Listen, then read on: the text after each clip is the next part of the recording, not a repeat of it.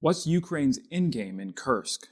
Understanding how expeditionary forces work might give us an idea about Ukraine's strategic objective. Privyet, Druzy, Wes O'Donnell, veteran of the U.S. Army and the U.S. Air Force. And I speak Russian because разумно изучать противника. Hundreds of years ago, a much smaller, weaker nation fought against a larger empire with seemingly limitless resources. In one particular engagement from that war, the underdog moved unseen behind enemy lines with about 2,400 men. Until now, the underdog's soldiers were pretty much on the defensive. The goal of this operation was simple: give the soldiers a chance to go on the attack, reinvigorate the army and the public, and force the empire onto the defensive. I'm talking, of course, about George Washington's crossing of the Delaware River on Christmas Day in 1776. Far from the heady days of independence in the euphoric summer of 1776, December found George Washington's Continental Army worn down and exhausted. Knowing that bold action was needed to keep the cause of independence alive, the general decided to execute a surprise attack against the Hessian garrison of roughly 1,400 soldiers around Trenton, New Jersey.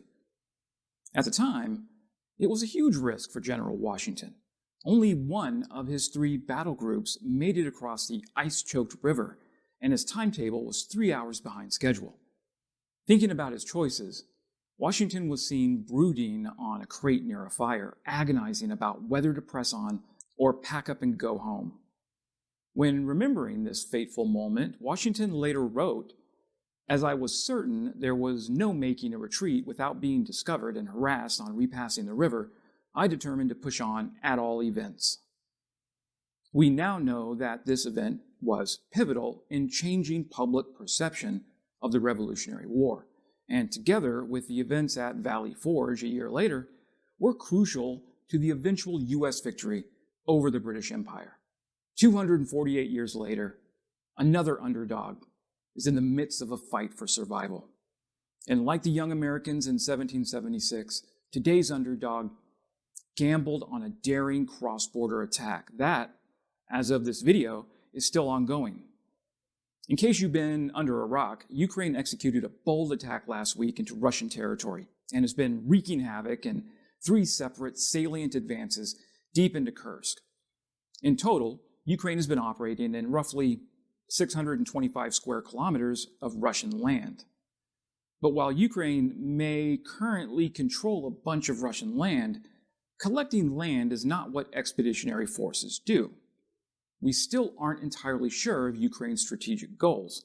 So, let's take a look at expeditionary forces and how they differ from a standing army. This might give us an idea about Ukraine's future war aims. Strictly speaking, an expeditionary force is defined by the U.S. Department of Defense as an armed force organized to achieve a specific objective in a foreign country. Not much help there. Under that definition, every war America has fought since 1815 turns into one fought by an expeditionary force. But we can find our answer when we compare it to a standing or a continental army. Continental wars are fought in geographically vast theaters, and normally they're wars with unlimited political objectives, like to destroy or overthrow the enemy. These standing armies live or die by logistics and supply lines. In contrast, a modern expeditionary force means long-range operations which are not connected to a continuous supply line. The lack of a continuous resupply means that expeditions are typically small, and they need to carry everything they need to fight and win with them. My infantry company once deployed to the Middle East with no battalion or brigade level support. It was a unique tasking to provide additional security for Patriot missile batteries, which were under increased threat at the time. Because of this, everyone in the unit received the Armed Forces Expeditionary Medal. We carried our own supplies and relied little on local infrastructure. We had to be self-sufficient and self-sustaining. But Expeditionary forces are typically deployed to accomplish a very narrow set of objectives. Without continuous resupply, it would be difficult to broaden the scope of our mission. Ukraine's strike into Kursk is very much an expeditionary force, long-range operations without supply lines. The Ukrainian units involved in the strike are not expendable, meaning the Ukrainian armed forces would have a plan to either bring the troops back when they accomplish their objectives or fortify their holdings for as long as they're defensible. With this in mind, we can make some pretty good guesses about Ukraine's intentions. I think it's safe to say that Ukraine has no desire to annex lands belonging to Russia. Indeed, a Ukrainian official recently told the Moscow Times, quote, Ukrainian troops would respect international humanitarian law while on Russian territory and had no plans to annex areas they currently hold. In reality, Ukraine likely attacked Russia for the very same reasons General Washington did nearly 250 years ago.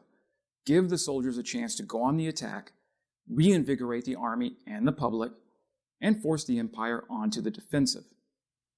There's also a political angle here. Putin had calculated that it would take no more than 2 weeks to overthrow the regime in Kyiv. 2.5 years later, the Ukrainians are not only still holding out, but are now conducting a military offensive in Russia.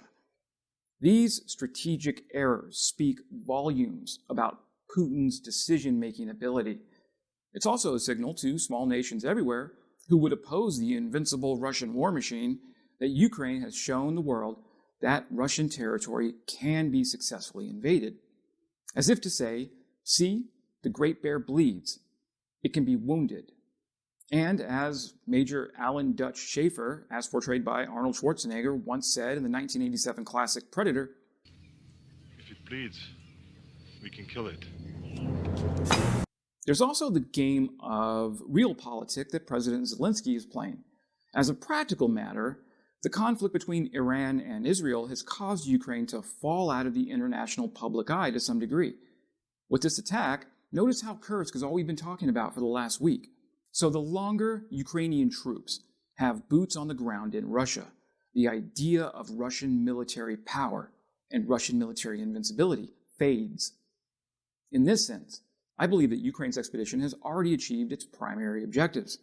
It's just a bonus if Russia pulls troops off the front lines in an attempt to stop Ukraine's advance. But at some point, Russia will inevitably muster enough of a military response to slow or even stop Ukraine's road trip across the Russian countryside.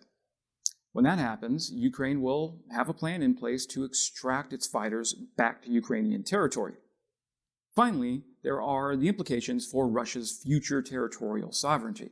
After this operation has ended, Russia will need to devote significant resources to defending its long border with Ukraine, lest this whole episode happen again. These men and materiel will be tied up along the Russian border instead of in Ukraine, and that in itself is a big win. So, Ukraine is operating a textbook expeditionary force in Russia, a long way from home with no resupply expected or needed, frankly. If they were to pack up and go home right now, I would call their expedition a huge success at raising morale, taking control of the international news cycle, and putting the Russian Empire on the defensive. But they're not going home yet. This operation is still very much underway. And the longer Russia fumbles its way around Kursk, unable to defend its own sovereign territory, the Putin regime gets weaker. Is Putin's political position strong enough to withstand this? What about when Ukraine takes the next major Russian military base in Russian territory? I think we're going to find out in the coming days and weeks. General Washington would be proud of this incursion by Ukraine. And like his operation in Trenton 248 years ago, this could be the turning point where Russia begins its quick spiral into historical obscurity. Glory to Ukraine, glory to the heroes. Slava Ukraini.